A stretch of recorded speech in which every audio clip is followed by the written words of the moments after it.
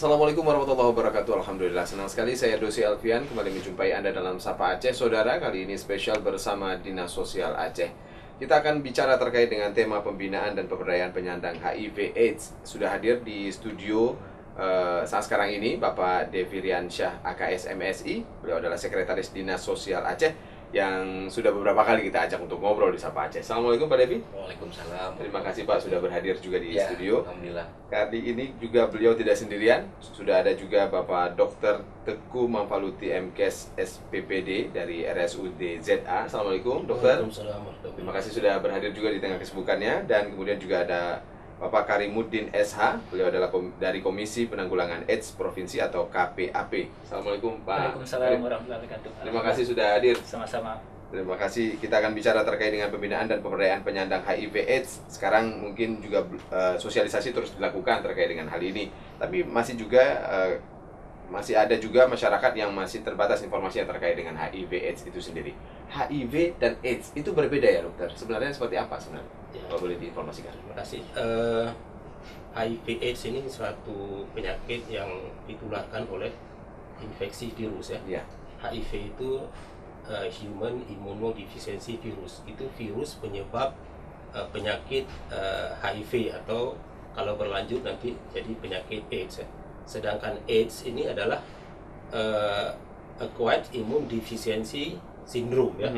Jadi ini semua gejala-gejala yang ditimbulkan oleh adanya infeksi HIV ya, berupa gejala-gejala infeksi oportunistik ya, terutama infeksi paru-paru TBC, kemudian infeksi kandidiasis ya di mulut, kemudian ya infeksi hepatitis ya, kemudian semua infeksi ya, semua infeksi bisa terkena pada penderita HIV ya, yang sudah menurun daya tahan tubuhnya.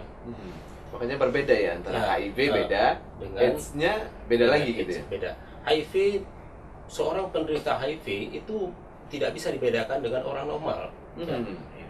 Kalau dia sudah menunjukkan gejala, itu sebenarnya sudah bagian dari AIDS ya, mulai dari infeksi TBC, ya, kandidiasis, diare kronis, itu sudah jatuh ke AIDS. Ya.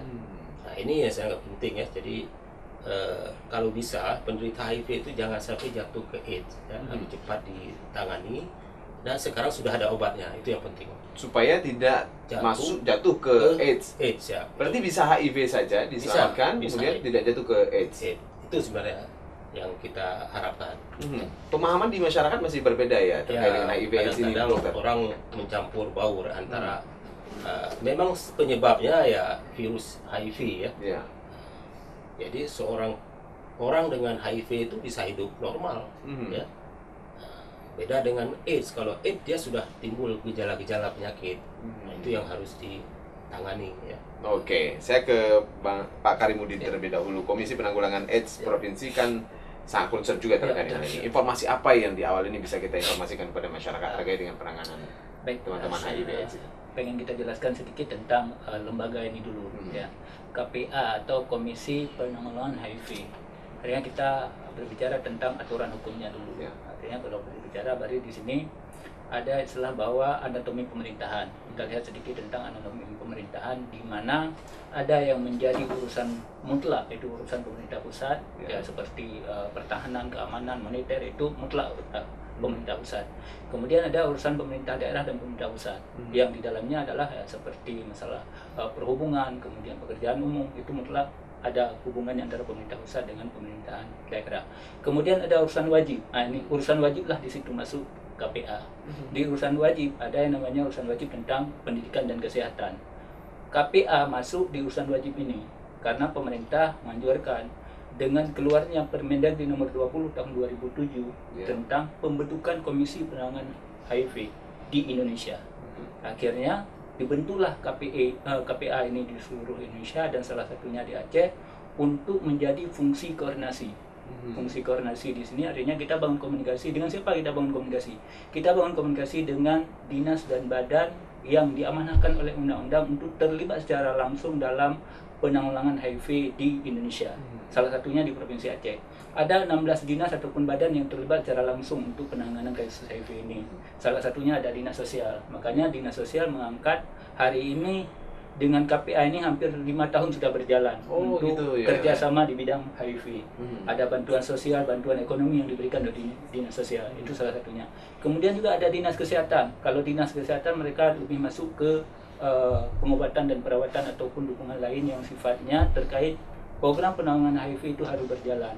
Kemudian juga ada BKKBN, kemudian ada Kementerian Hukum dan HAM, kemudian ada Dinas Pendidikan. Ini dinas dan badan-badan ini punya fungsi dan tugas masing-masing dalam penanganan HIV di Provinsi Aceh.